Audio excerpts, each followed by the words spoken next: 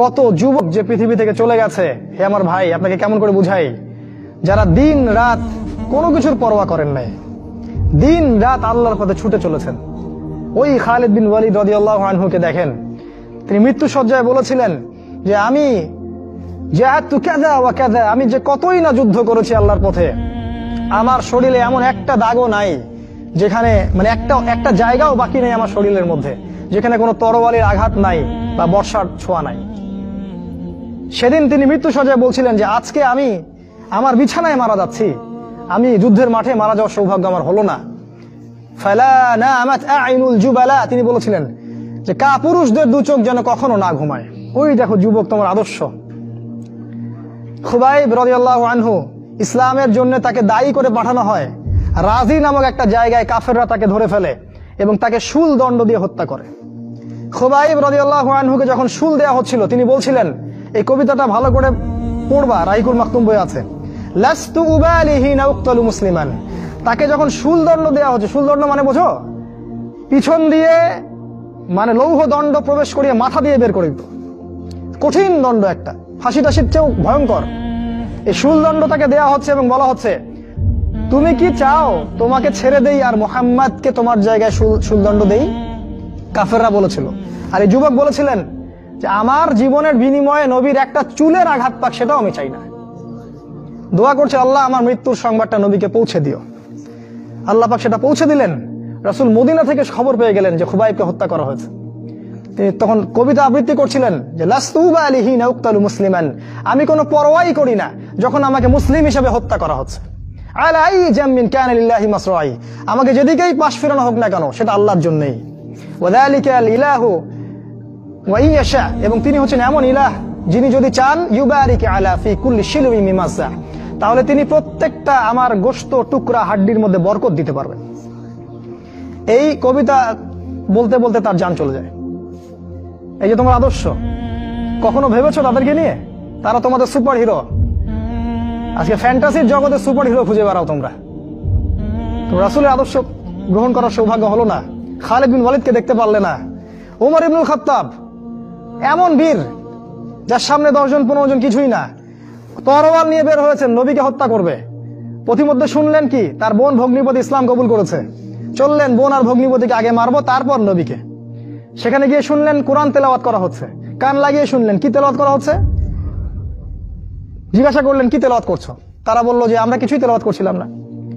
তিনি মারধর শুরু করলেন। এক পর্যায়ে একটা কাগজ বের হয়ে আসলো, ওই যে নুসখা, সেখানে লেখা ছিল সূরা তাহা। সেই সূরা তাহার তিলাওয়াত শুনে পড়তে পড়তে পড়তে পড়তে তার চোখ দিয়ে দরদর করে পানি পড়তে লাগলো এবং তিনি বলতে লাগলেন, ইয়ানবাগি লিমান ইয়াকুলু হাদা আল্লা ইউবাদা মাআহু গায়রা, যে সত্তা এরকম কুরআন নাজিল করতে পারে উচিত হবে না যে তার সাথে কাউকে শরীক করা হোক। বললেন, শাহিদতু আল্লা ইলাহা ইল্লাল্লাহ ওয়া আন্না মুহাম্মাদান রাসূলুল্লাহ, আমি সাক্ষ্য দিচ্ছি আল্লাহ ছাড়া কোনো মাবুদ নাই এবং মুহাম্মদ আল্লাহর রাসূল সাল্লাল্লাহু আলাইহি ওয়াসাল্লাম। খুযুনি ইলা রাসূলিল্লাহি ওয়া আসহাবিহি, আমাকে আল্লাহর রাসূল এবং সাহাবীদের কাছে নিয়ে চলো, আমি ইসলাম কবুল করব এখনই গিয়ে। সেখানে গিয়ে নবীকে বললেন, ইয়া রাসূলুল্লাহ, আমি জিতুকা উমিনু বিল্লাহি ওয়া রাসূলিহি, আমি আপনার কাছে এসেছি আল্লাহ এবং আপনার প্রতি ঈমানদার হয়েই এসেছি। ওয়া বিমা জিতা বিহি মিন ইনদিল্লাহ, আর আপনি আল্লাহর পক্ষ থেকে যা নিয়ে এসেছেন এই কোরআনের প্রতি ঈমানদার হয়েই আমি এসেছি এখানে। তিনি বললেন, ওই সময় ওমর ইবনুল খাত্তাব, যে ইয়া রাসূলুল্লাহ, আমরা কি হকের উপর নাই? আলাসনা আলাল হক ওয়া লাইসু আলাল বাতিল, আমরা কি হকের উপর নাই? মুশরিকরা কি বাতিলের উপর নাই? তাহলে আমরা কেন গোপনে গোপনে ইসলামের দাওয়াত দিব? আজকে থেকে প্রকাশ্যে ইসলামের দাওয়াত দিব। তখন থেকে ইসলাম প্রকাশ্যে দাওয়াত পেয়েছে, তার আগে পায়নি। তুমি ওমর হতে পারো না? একটা ছেলেকে দেখলাম অনলাইনে, আমি তাকে চিনি না, অনলাইনে একটা স্ট্যাটাস দেখেছিলাম, খালি ইসলামের পক্ষে কিছু একটা বলার কারণে তার একটা বড় পথ চলে গেছে এবং সে স্ট্যাটাস দিয়েছে যে যদি একদিন বাঁচি সিংহের মতো বাঁচবো, তাও ধর্মকে আমি দলের কাছে বিক্রি করব না। মন থেকে দোয়া চলে আসলো ওর ওখানে। আমি কমেন্ট করেছি যে তোমাকে আল্লাহ ওমরের মতো কবুল করুক। হামজা বীর সাহাবী, যাকে উহুদের যুদ্ধে শহীদ করা হয়েছে। আবু জেহেল রাসূলকে চর মেরেছিল একটা। হামজা রাদিয়াল্লাহু আনহু যখন শুনেছেন আবু জেহেল রাসূলকে মেরেছে, সরাসরি আবু জেহেলের বাসায় ওকে গলার ধরে বের করে প্রচন্ড জোরে ঘুষি করে একটা মারা হলো। বলা হলো যে আমার ভাতিজা যে দিনের উপর আছে আমিও সেই দিনের উপর আছি, রুদ্দাহা ইন ইসতাতা'তা, তোমার ক্ষমতা থাকলে আমাদেরকে ঠেকিয়ে দেখাও দেখি।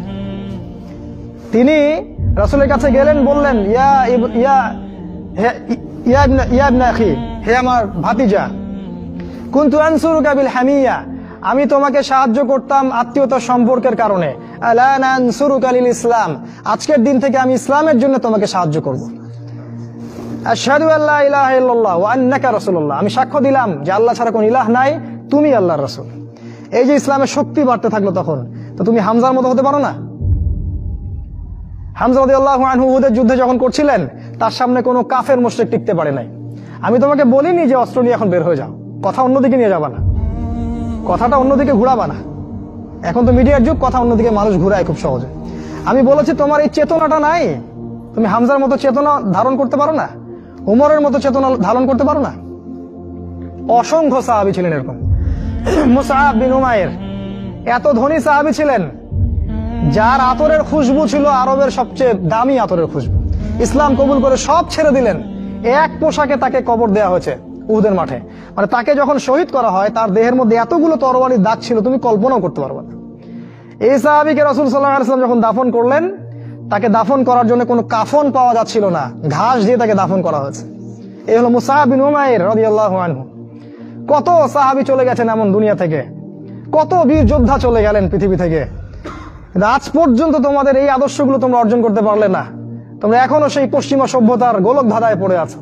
ওই ইহুদি, ওই খ্রিস্টান, ওই দাজ্জালের অনুসারীরা যা শিখাচ্ছে তাই শিখছো, যা গিলাচ্ছে তাই গিলছো, মিডিয়া যা দেখছো তাই বিশ্বাস করছো। আল্লাহ পাক তোমাদের সবাইকে যেন ইসলামের দিকে হেদায়েত দান করেন, ফিরিয়ে নিয়ে আসেন। আল্লাহুম্মা আমিন।